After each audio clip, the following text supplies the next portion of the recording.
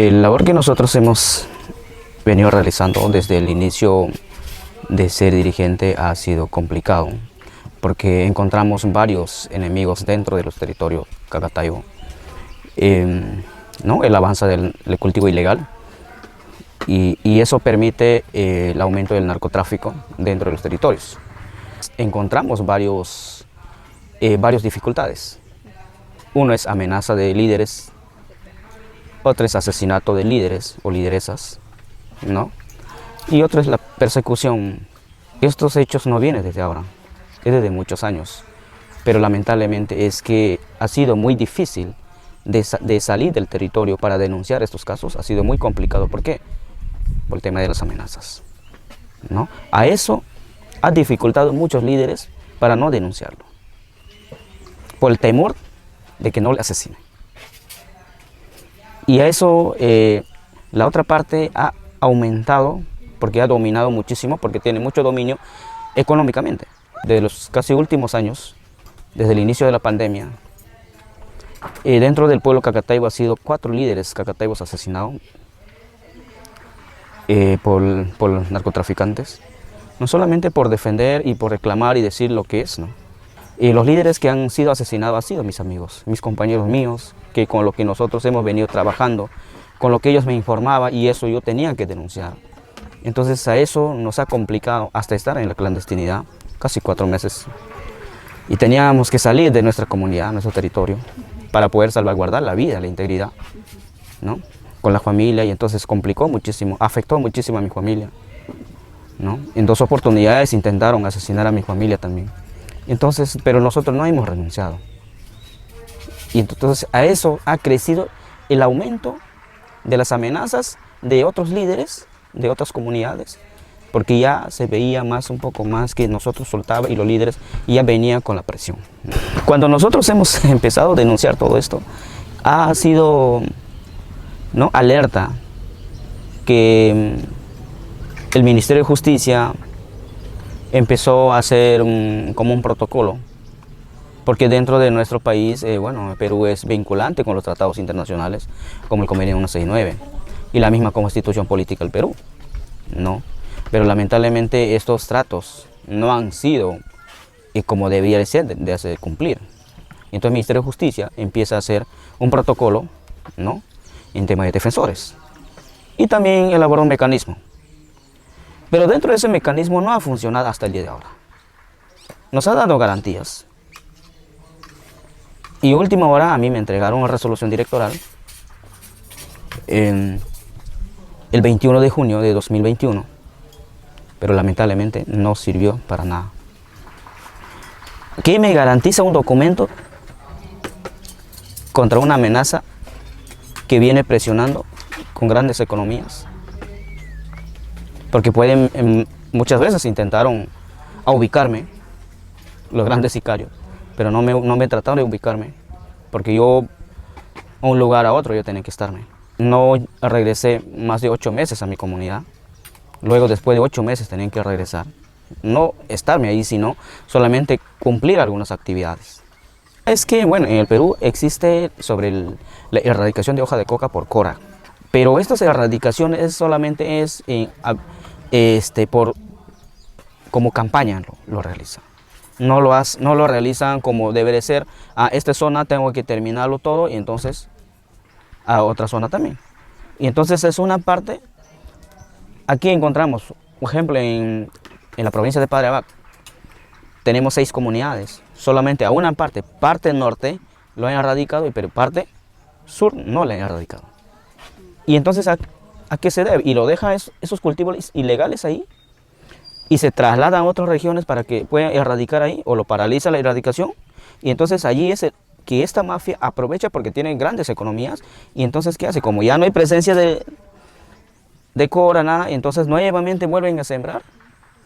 Pero a ello que también se va, que las empresas madereras también están dentro de esta línea, porque ellos aperturan carreteras, y entonces facilita el tránsito libre para que puedan hacer su negocio.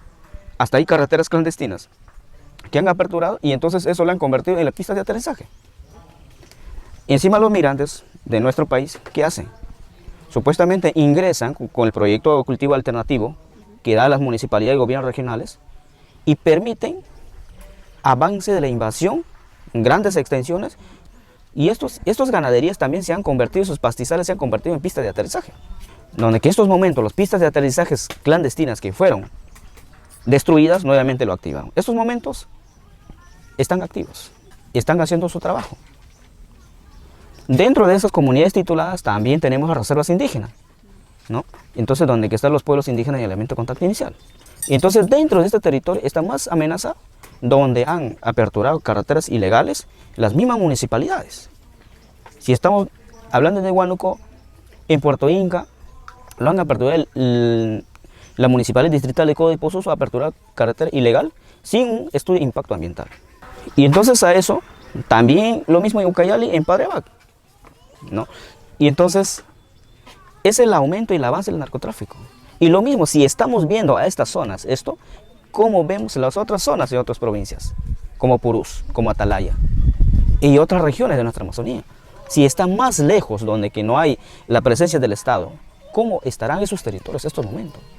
Porque estamos viendo que hasta las iglesias se están avanzando con la invasión de territorios, como los menonitas también. Y entonces son varios enemigos que nos encontramos ahora. No solamente es ya el cocalero, sino el maderero, las iglesias, ¿no? O sea, son varios frentes que nos encontramos, las mismas municipalidades, el mismo gobierno regional, porque ellos permiten de estos proyectos, ¿no? Por eso nosotros hemos denunciado que los grandes financiamientos y grandes cooperantes a nivel internacional que donan a nuestro país, nuestro gobierno tiene doble discurso. Captan fondos, pero dentro, internamente, que utilizan para hacer trabajos ilegales. Dentro de las comunidades que hacen, crean caseríos y instituciones educativas, puestos de salud en territorios titulados. Y dan constancia de posiciones.